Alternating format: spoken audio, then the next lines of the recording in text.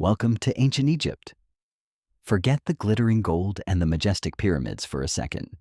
We are going to talk about the smell, the gore, and the hooks.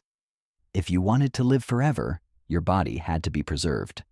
But there was one organ the Egyptians thought was completely useless: your brain. To them, it was just stuffing. Imagine the chief embalmer standing over you. He takes a long bronze hook, heats it up, and goes right up your nostril. With a few sharp twists, he breaks the thin bone behind your eyes and reaches the brain. He stirs it into a liquid, like a morbid smoothie, and then they simply tilt your head. The brain just drains out through your nose. They didn't save it in a jar.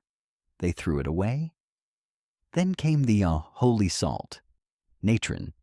They would stuff your empty skull with linen and spices and bury your body in salt for 40 days until you were as dry as a piece of leather.